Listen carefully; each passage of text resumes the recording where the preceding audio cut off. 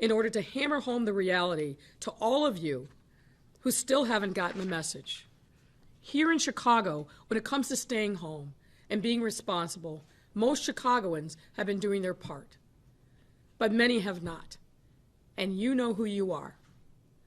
Over the past few days, we've seen crowds of 100 or more congregating together, particularly along our lakefront and along the 606 and other places. This is a blatant violation of Governor Pritzker's stay-at-home order. Your conduct, yours, is posing a direct threat to our public health. And without question, your continued failure to abide by these life-saving orders will erase any progress that we have made over the past week in slowing the spread of this disease and could lead to more deaths. This is a city of broad shoulders, big hearts, but ultimately, we must be a city who works together. And what we must do now together is bend the curve of this disease. That is why, effective immediately, I have ordered the closure of Chicago's lakefront from north to south and south to north, along with our 606 trail and the Riverwalk. This order is being executed through our Department of Public Health in collaboration with our parks and the Chicago Police Department. This closure includes trails, bike paths, green spaces, facilities, and parks adjacent to the lakefront until the Public Health Commissioner determines that this threat of our lives is over. To ensure this is enforced, the Chicago Police Department will be aggressively ramping up patrols in these areas. They'll start with a warning, if necessary, a ticket. And for those of you who refuse to abide by this common sense directive to help save lives, we will arrest you. Are not advisory.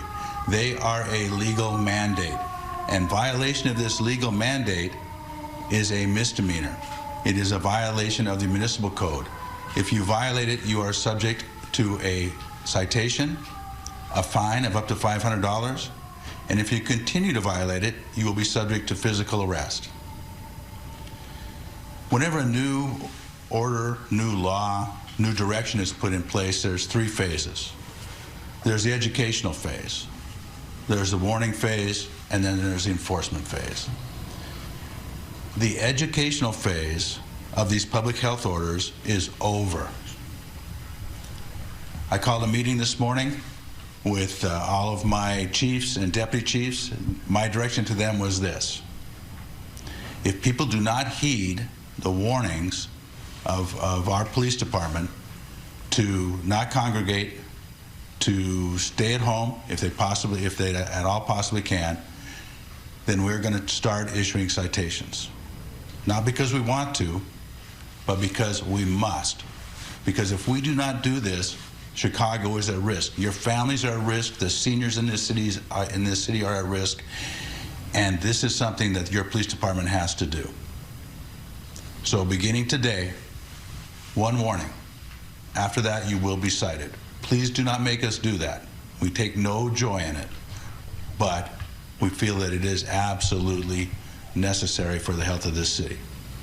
A pandemic means it's here in our midst every day, and we've got to all do our part.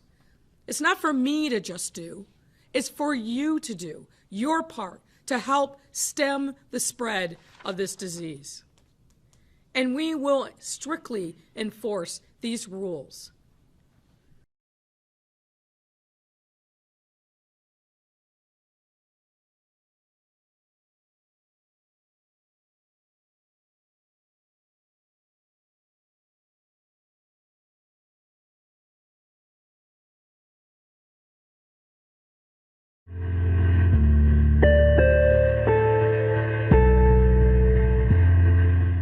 Out in Kansas, one soldier got the Spanish flu.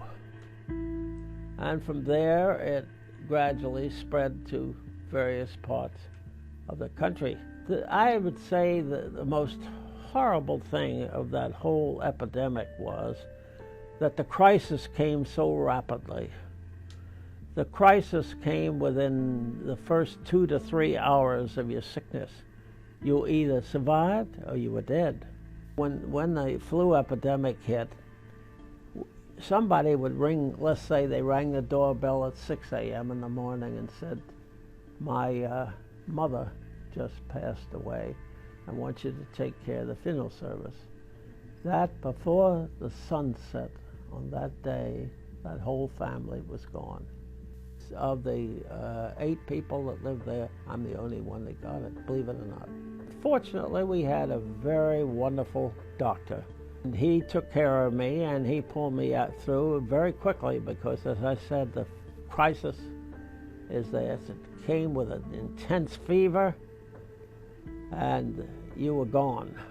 Everybody wore these face masks, you know, like you see in a surgical room. And you must remember this, that in the flu epidemic, all congregations and gatherings were forbidden. There were no schools, there were no church services, there were no meetings of any kind. Everything was forbidden of people to come together. You had to keep people apart from one another so that the infection wouldn't spread so rapidly. The memories were so deep in their mind of those that survived or that didn't get it. They were reticent. I would say to about 1922 or thereabouts, where people were willing again to go back to congregating and to feel at ease in church or in school.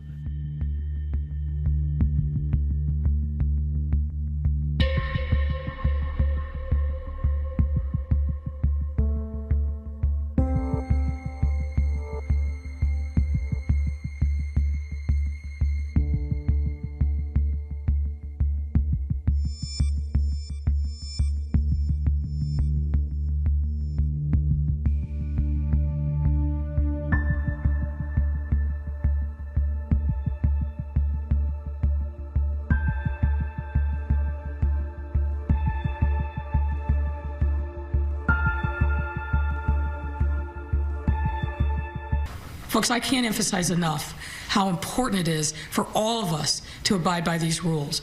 We have seen what happens in other places when that rule isn't abided by. We see the huge spike, not only in cases, strain on the healthcare system that is unbearable, and we've seen deaths. We don't need to have that here in Chicago. We all have the power in our own hands to bend this curve so that we all get out of it safely. So please, abide by the orders. Stay at home.